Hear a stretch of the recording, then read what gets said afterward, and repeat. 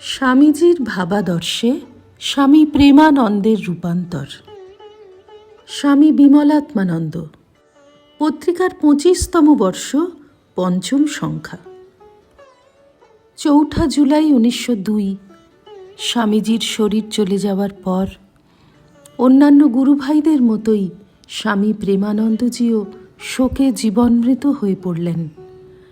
স্থূল দেহে প্রিয় নরেনের আর কিছুই করতে পারবেন না তিনি, কিন্তু স্বামীজির ছবি তো আছে, ছায়া কায়া তো সমান। ঠাকুর ঘরে প্রেমানন্দজি স্বামীজির পূজা আরম্ভ করলেন। সেই থেকে স্বামীজির পূজা চলছে। স্বামীজির অবর্তমানে তাঁর কাজে তিনি অন্যান্য গুরুভাইদের মতো সর্বশক্তি প্রয়োগের প্রয়োজনীয়তা অনুভব করলেন। তিনি আমেরিকায় অভেদানন্দজিকে লিখলেন, আমাদের যার যতটুকু সাধ্য সে ততটুকু স্বামীজির কার্য রক্ষা করবার চেষ্টা করবে, এই আমাদের সংকল্প। প্রেমানন্দজি ঠাকুর ঘরে স্বামীজির পূজাকে আবদ্ধ রাখলেন না। স্বামীজির ওজস্বী কথা তিনি সাধু ব্রহ্মচারী, ছাত্র, যুবক, ভক্তদের মধ্যে বিলিয়ে দিয়ে স্বামীজির বিরাট পূজা আমৃত্যু করেছিলেন। যখনই সুযোগ পেতেন তখনই তিনি স্বামীজির কথা সবাইকে শোনাতেন। স্থানকালের ঠিক ঠিকানা নেই, পাত্রপাত্রী ভেদ নেই। আলোচনায়, বক্তৃতায়, চিঠিপত্রে মহারাজ স্বামীজির কথায় মেতে উঠতেন। একবার কাশীতে থাকাকালীন প্রেমানন্দজি স্বামীজির রচনাবলী খুব মন দিয়ে পড়ছিলেন। তারপরই তাঁর আরও স্বামীজির কথার তুফান উঠেছিল।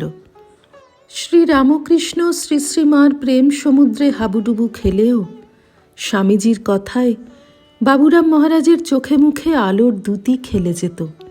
যেই দেখেছে সেই অবাক হয়েছে, যেই শুনেছে সেই বিস্ফারিত নয়নে তাকিয়ে থেকেছে।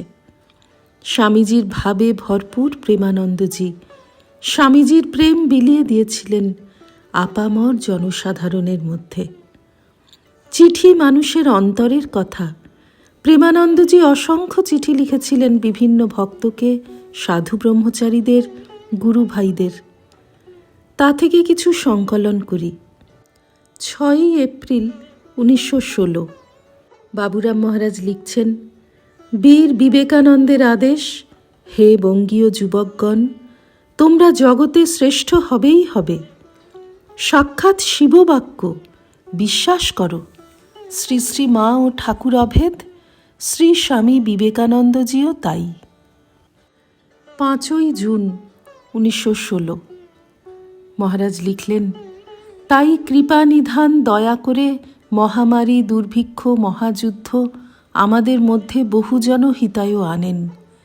শেখো দেখে দেখে, কেবল শিক্ষা করো। কেবলমাত্র দুমুঠো চাল দেবার জন্য ঠাকুর তোমাদের ওখানে পাঠান নাই, মহত্ব ও দেবত্ব দেওয়ার জন্য। উচ্চ মন, উদার হৃদয় কেমন লাভ করতে হয় শিখে নাও। এমন সুযোগ আর পাবে না। এ যুগের অবতার বলছেন, বহুরূপে সম্মুখে তোমার, ছাড়ি কোথা খুঁজিছ ঈশ্বর। এই ভাব প্রত্যক্ষ করো, মানব জীবন ধন্য করো। স্বামীজির কৃপায় তোমরা আদর্শ জীবন লাভ করো। শ্রী রামকৃষ্ণার্পণমস্তু।